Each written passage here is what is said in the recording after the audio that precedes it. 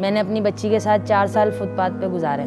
मतलब ऐसी हो गई थी ज़िंदगी कि मुझे किसी से ना मुझे उम्मीद थी और ना कोई मुझसे रखता था। फैमिलीज़ खुद फीमेल्स को प्रोस्टिट्यूशन की तरफ लेकर जाती हैं और फिर उस प्रोस्टिट्यूशन में उनको ड्रग यूज़ करना पड़ती है।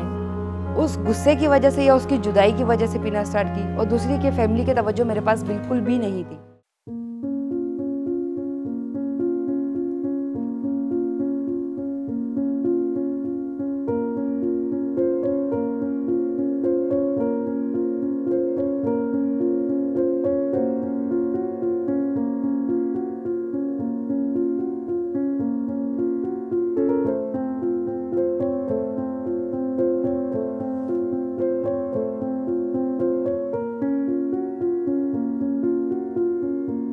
मैंने अपनी बच्ची के साथ 4 साल फुटपाथ पे गुजारे और मेरी लड़की 4 साल की थी। तो मैंने अपनी ज़िंदगी को बहुत ज़्यादा ख़राब कर लिया था, बहुत ज़्यादा।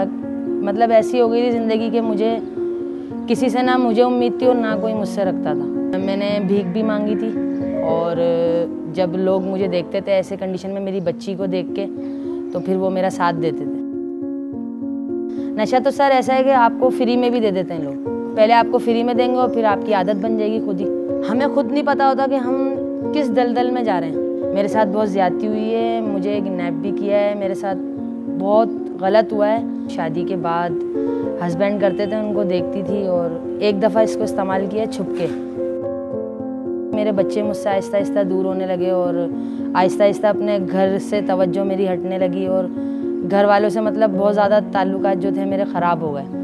यहाँ पे मेरी महल्ले के थे एक, तो उन्होंने मेरे को बताया था। फिर एक दिन मेरा खुद दिमाग बन गया, मैं फुटपाथ पे बैठी हुई थी अपनी बच्ची के साथ, उसको छोड़ के मैं घर पे। और फिर मैंने जब मुझे बताया तो मैंने फ़ोन करवाया मिस शैला को। तो जब शुरू में तो मैं बहुत ज़्यादा घबरा रही थी और बहुत डरी हुई थी, मगर जब मैं यहाँ आई आस ट्रस्ट में और मैंने फिर मिस शैला ने मेरा साथ दिया, मिस शैला ने मुझसे बात की, मुझे बहुत समझाया। आस ने मुझे एक नई ज़िंदगी दी है।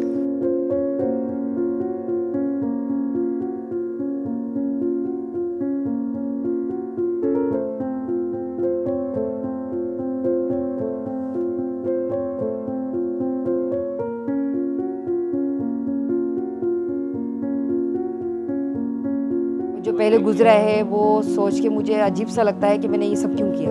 ना मैं नशा लेती, ना मेरे साथ इतना होता, ना लोग मेरे से बदतमीज़ी करते, ना मुझे धुतकारते, ये सब। ना घर वाले और मज़ीद दूर होते, ना बच्चे और मज़ीद दूर होते। मंशियात का इस्तेमाल जब शुरू किया जब मैं बहुत ज़्यादा टेंशन में थी। मेरा एक बेटा है, वो अपने पापा के पास था, तो वो लोग मुझे दे नहीं रहे। उस गुस्से की वजह से या उसकी जुदाई की वजह से पीना स्टार्ट की और दूसरी के फैमिली की तवज्जो मेरे पास बिल्कुल भी नहीं थी। मैंने ये तो तकरीबन 1 महीना इस्तेमाल किया है। अच्छा भी लगा, बुरा भी लग रहा था, लेकिन इस्तेमाल एक मेरी आदत बन गई थी। इलाज का मैंने यूँ सोचा कि मुझे अपना बेटा चाहिए था।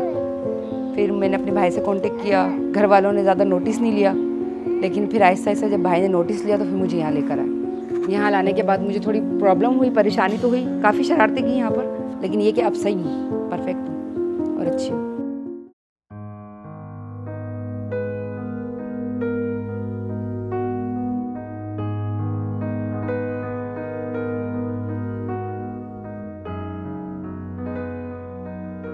फीमेल्स में हमारा यहाँ पर एक्सपीरियंस तकरीबन 2-2.5 साल का है और उसमें जो मैंने अब तक नोटिस किया कि हस्बैंड नशा कर रहा है।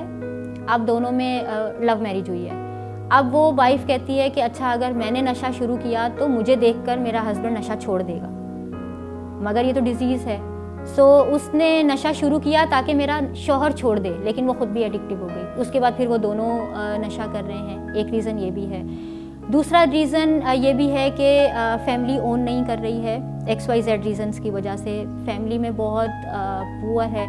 इवन कि फैमिलीज़ खुद फीमेल्स को प्रोस्टिट्यूशन की तरफ लेकर जाती हैं और फिर उस प्रोस्टिट्यूशन में उनको ड्रग यूज़ करना पड़ती है। बाय फोर्स कह लें, मजबूरी कह लें, या इसको आगे बढ़ाने के लिए कह लें। और ऐसे भी केसेस आए कि जिसमें उन्होंने कहा कि अगर हमें किसी को मर्डर करना है तो पहले हमें ड्रग यूज़ करना पड़ती है ताकि फिर हम आराम से मर्डर कर सकें। सो ये वाला भी रीज़न है। और इसके अलावा एक रीज़न, चाहे वो बच्चों में है चाहे वो फीमेल्स में है, जब घर का कोई और मेंबर ड्रग यूज़ कर रहा है ऑलरेडी तो उनका बहुत छोटी उम्र से एक्सपोजर हो जाता है। अक्सर स्टार्ट कहाँ से होता है कि कुछ बचा हुआ गिर गया तो वो उठा के यूज़ कर लिया, या अगर कहीं पर पड़ा हुआ कुछ देख लिया तो एक्सप्लोर करने के लिए कि ये क्या चीज़ है जो मेरे अब्बू या भाई इस्तेमाल करते हैं, तो वो उसको देखा कि वो कैसे इस्तेमाल कर रहे थे तो ख़ुद भी इस्तेमाल करना शुरू कर दिया। वहीं से जैसे थोड़ा सा चर्च लिया तो चोरी कर लिया। सो इस तरह से भी एक्सप्लोरेशन वाला भी इसमें पार्ट आता है कि उससे भी जो इस तरह से फीमेल्स और बच्चे हैं वो ड्रग की तरफ आ जाते हैं।